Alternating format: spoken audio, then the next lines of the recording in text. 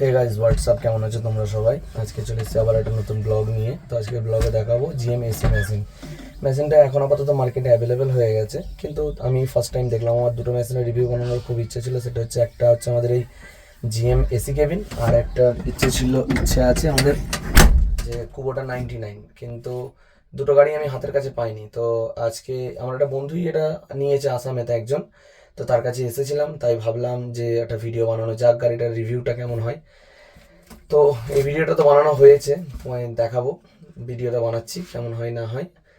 তোমরা গাড়িটা সম্পর্কে অনেকটা কিছু জানতে পারবে। যদি আরও কিছু জানার থাকে তুমি বলবে, আমি আরও বানিয়ে দেবো, আরও দেখাবো কীভাবে কী হয় না হয়। আর যেটা ব্যাপার হচ্ছে, তো নেক্সট ভিডিও 99-এর হচ্ছে। তা চলো দেখো ভিডিওটা। তো ভাই, মেশিনটা তুমি যেদিক থেকেই দেখো না কেন, তোমার কোনো দিক থেকেই মনে হবে না, মানে কেবিনটা না দেখলে মনে হবে না যে মেশিনটা এসি। বাকি যা সিস্টেম আছে সব কিছু সেম, শুধু পেছনে একটা এক্সট্রা ক্যামেরা লাগানো আছে, যা নর্মাল গাড়িতে থাকে না, কি শুধুমাত্র কেবিন গাড়িতেই থাকে বা এসি গাড়িতে থাকে। যে গাড়িটার ভিডিও এখন আমি বানাচ্ছি, অ্যাকচুয়ালি গাড়িটা কিন্তু আমি চালাতে যাইনি। এটা আমার আসামের একটা বন্ধু নিয়েছে। তার সাথে আমার কোনো এক জায়গায় পরিচয় হয়েছিল, ধান কাটার সাইডেতেই। তো তার সাথে আমার দেখা সাক্ষাৎ আর বাড়ি এসে হয়নি, তাই ওখানে কাজ করছিলাম। আর আমার ইচ্ছা ছিল এই গাড়িটার ভিডিও বানানোর, রিভিউ ভিডিও বানানোর। আমাকে পার্সোনালি অনেক সবাই বলেছে, প্লাস আমার নিজেরও ইচ্ছে ছিল। তাই আমি গিয়েছিলাম ভিডিওটা বানাতে। যারা এই গাড়িটা চালিয়েছে তারা এর কমফোর্ট সম্পর্কে বেশি বলতে পারবে। তো আমি এইটুকু সময়ের মধ্যে দেখে যেটা বুঝলাম, গাড়িটা অনেকই কমফোর্ট। আর এই লিভারগুলো নতুন করে পরিচয় দেওয়ার কিছু নেই, তোমরা সবাই জানো মোটামুটি কোনটা কি। এক্সট্রা সেরম কিছুই নেই, সব গাড়ির একই। বাকি তোমরা গাড়িতে উঠলে বুঝতে পারবে। তো খুবই মানে আরামদায়ক গাড়ি। আমি গাড়িটা স্টার্ট করেছিলাম, এসিটা চালালাম, সব মিলিয়ে জাস্ট ওয়াও। আর এসির ভেন্টগুলো যেগুলো দেখতে পাচ্ছ, হাওয়ার ফ্লো যে মোটামুটি নয়, তাগড়া ফ্লো আছে। এটা এসির যে আমাদের কন্ট্রোলটা দিয়েছে, এটা এখানে দিয়েছে। একটা এলইডি লাইট আছে, একটা পাখা আছে, দেখাচ্ছি তোমাদের গাড়ি সবটা ঘুরিয়ে। এসির কুলিংটাও তুমি অ্যাডজাস্ট করতে পারবে। মানে সব মিলিয়ে এসি কেবিনটা করে যায় একদম 4 চাকার মতোই। 4 চাকাতে যা যা ফিচার্স পাও, এতে সব ফিচার্সই পাবে। আর একটা আমার মনে একটা প্রশ্ন আসতো যে কেবিন থেকে কাটারের ভিউটা কেমন আসবে। সে তোমরা দেখতেই পেলে কত সুন্দর ভিউ আসছে। বাকি এদিকে আমাদের ট্র্যাক থেকে শুরু করে, রোলার থেকে শুরু করে, আর 5টা গাড়িতে যেমন আছে ঠিক তেমনই আছে, কোনো সমস্যা নেই বা কোনো চেঞ্জেস নেই। যাই হোক, আর একটা মানুষ আমার থেকে অনেকে জানতে চাইছিলে যে আমি এবারে যেহেতু জিএম চালাই, জিএম অ্যাকচুয়ালি গাড়ির কোয়ালিটিটা কেমন। তো ভাই, আমি আমার অনেস্ট রিভিউ হিসেবে বলবো, যেমন টাকা দাম সেই হিসেবে কিন্তু গাড়ি ভালো। তো মানে কোম্পানি এবার যে প্রবলেমগুলো আছে, এইগুলো কোম্পানি চাইলেই ডেভেলপমেন্ট করতে পারে। আশা করি আপকামিং যে গাড়িগুলো আসছে নেক্সট সিজনে বা পরে যে গাড়িগুলো আসবে, সেই গাড়িগুলোতে আশা করি চেঞ্জেস থাকবে। আর তাহলে আরও ভালো চলবে আর কি। মানুষের যে প্রবলেমগুলো হচ্ছে, যেমন আমার একটা হচ্ছিল ফিটার চেনের প্রবলেম। ফিটার চেনটা আমি একবার টেনেছি, এসে মাদলে ঠেকে গেছে।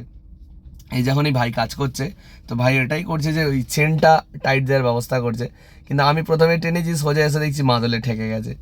এই যে ব্যাপারগুলো, এইগুলো যদি একটু বেশি অ্যাডজাস্টমেন্ট করা যায়, মানে সিজনে যদি দুবার চেন টানা যায়। আর যখন বৃষ্টি হয়ে যায় তখন তো আর বলার কথা নেই, ধান একদম জমির জলে নিচে চলে যায়। তখন আর কি করবে, জলে ধান কাটতে হবে। চাষিকে তো ধান তো আর ফেলে রেখে আসা যায় না, চাষিকে উদ্ধার করার জন্যই মেশিন, আর চাষির জন্যই কেনা মেশিন। সুতরাং কাজ রেখে আসার তো কোনো গল্পই নেই। আমাদের নর্মাল গাড়িতে ড্যাশবোর্ডে যে সিস্টেমটা থাকে, ড্যাশবোর্ডের সিস্টেমটা যে ডিসপ্লেতে, এই ডিসপ্লেতে তুমি টোটাল যা ফিচার্স আছে সব পেয়ে যাবে। গাড়ির যেখানে যা প্রবলেম, টুকটাক হিট বাগেরা, আরপিএম সব এখানে পেয়ে যাবে। লোড প্লাস রিভার্স ক্যামেরার যে ভিউটা, এটাও এখানে আছে। আমাদের লিভার যখন তুমি রিভার্সে দেবে, ওখানে পেয়ে যাবে রিভার্সের ভিউটা, যা ভিউ আছে। কারণ কেবিনের যা হাইট আছে, আর এদিকে ধানের ট্যাঙ্ক, তুমি কেবিন দিয়ে কিছুই দেখতে পাবে না। তাই ক্যামেরার ব্যবস্থাটা করেছে কোম্পানি, খুব ভালো মাথা মেরে জিনিসটা করেছে। আর লুকিং গ্লাস যা দিয়েছে, মোটামুটি তোমার কোনো দিক থেকেই সমস্যা হবে না। কোনো ভাই যদি সাপোজ, আমি বলছি তোমরা এতদিন হয়তো নর্মাল গাড়ি চালাচ্ছিলে, হঠাৎ জিএম এসি চালানোর অফার পেলে, তো এভাবে ঘাবড়ে যেও না যে পারবো কি না, ঠিক চলবে কি না।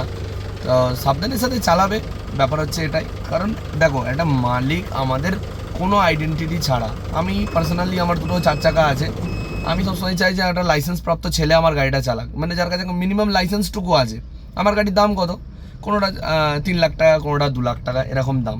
তো মালিক 27 লাখ টাকা থেকে 28 লাখ টাকার মেশিনটা তোমার হাতে তুলে দেবে, তো তোমার তো সেই জিনিসটা জিম্মেদারি রাখা উচিত নাকি, যে আমি এই জিনিসটাকে সাবধানের সাথে চালাবো। আমি অনেক ভাইকে দেখেছি এরকম চালাতে। এমনকি এই কিছুদিন আগে আসামে যে মেশিনটা ডুবে গেছিলো, এটা নিয়ে আমি একটা ভিডিও বানিয়েছিলাম, ওতে 2 কথা লিখেছিলাম, এটাই অনেকের গায়ে লেগে গেছে যে সস্তার ড্রাইভার কেন বলবে।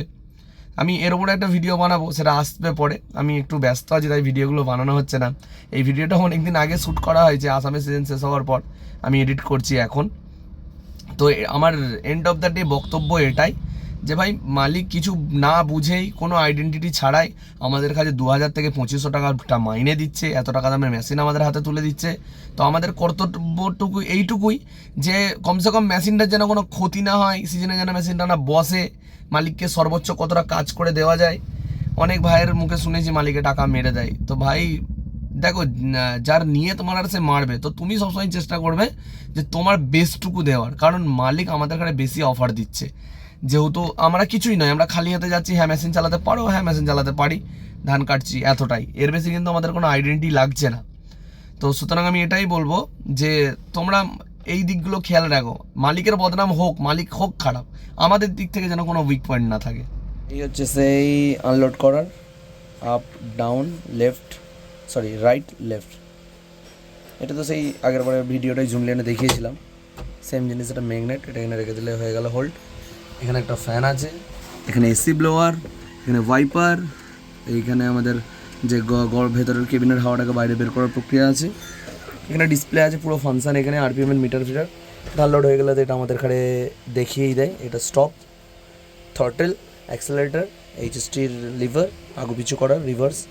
আর এটা তো আমাদের যে গিয়ারের ব্যাপারগুলো আছে, বাকি থ্রেসিং, রেপ এইগুলো। আর এটা আমাদের ধান আনলোড করার লিভার। এখানে লাইটের অপশনটা পুরো দেওয়া আছে। যাই হোক, ড্যাশবোর্ডটা খুব সুন্দর। এখানে যে এমার্জেন্সি বাটনটা দেওয়া আছে, চার্জিং সকেট অলরেডি দেওয়া আছে, যেটা আজকের দিনের আমার অন্তত সব থেকে বেশি প্রয়োজন। যাই হোক, সব মিলিয়ে গাড়িটা দারুণ করেছে। বাকি 1000 ঘন্টা চলার পর জানা যাবে যে অ্যাকচুয়ালি জিএম কি জিনিস। বাকি ড্রাইভারের জন্য ফুল সেফটি, এটা মালিকের কোনো কাজে লাগবে না। তাই হয়তো আমাদের ওখানকার মালিকরা তো মাথা মারে না এসি গাড়িতে, কারণ এর যে পুরো ফ্যাসিলিটি এটা পাবে একটা ড্রাইভার, মালিকের যাতে 1 পয়সা লেনদেন নেই।